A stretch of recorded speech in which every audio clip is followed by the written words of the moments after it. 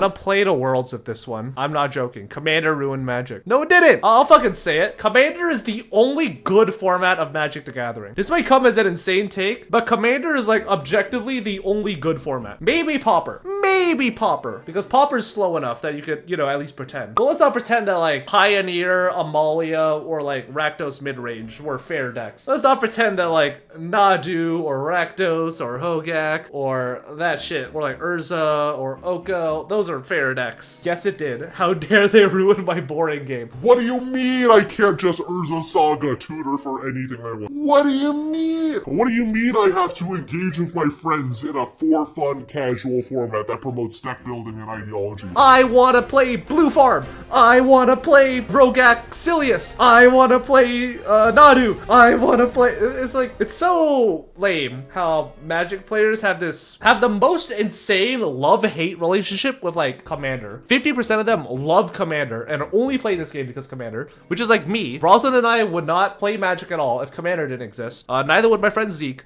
Neither would my friend Andrew. Neither would my friend Yuli. And like the other half just seems to fucking despise Commander so much because like, oh, I can't believe that Wizard of the Gathering is printing cards to be used in their most popular format of all time. It's the only thing keeping this game afloat. Ain't no fucking way. Am I forced to interact with my opponents in a sociable way that promotes in-game politics and meta friendships?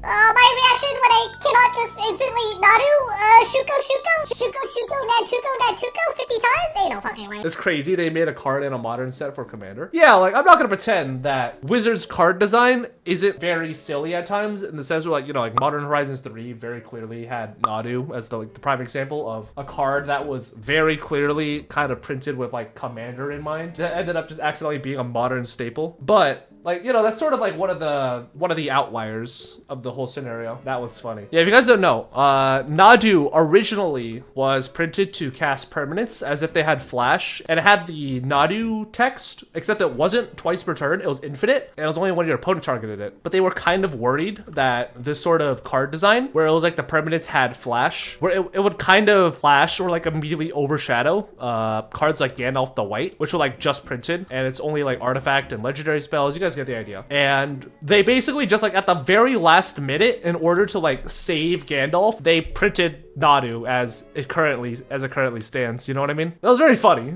They literally admit to being like, yeah, this was very much a literal design mistake that we made at the last possible minute with zero playtesting. Yeah, conflicting product interest. Yep, money. At least when they banned it, they gave us an essay as to why it happened, unlike Yu-Gi-Oh! That is like the #1 thing I love about whatever it's called. Magic the Gathering ban list. You can agree or disagree with like the idea that Magic the Gathering has, you know, questionable ban ideologies when it comes to like stuff like the One Ring, where, you know, like the One Ring is literally in like almost every meta deck for Magic, and it's like, you know, it's like they very much could ban this card, but doesn't have a in-universe counterpart and blah blah. Let's not pretend that like stuff like Nadu doesn't have massive entire paragraphs written specifically just saying like, yeah, here's the entire history of this card and where we fucked up in the design, in the process of designing this, blah blah blah. Like they're banning like Nadu, like they gave us like the quick TLDR. It's like, yeah, it's kind of toxic. Grief, they'll give you like 2 or 3 paragraphs just saying like, yeah, this card's kind of toxic. It's kind of scammy. It's not very fun. We don't really want this card around. Like Vintage. Oh my god, Lurie's still in Vintage. Yeah, Vintage is very broken. Like they'll explain like Urza Saga. They'll explain like Vintage. Like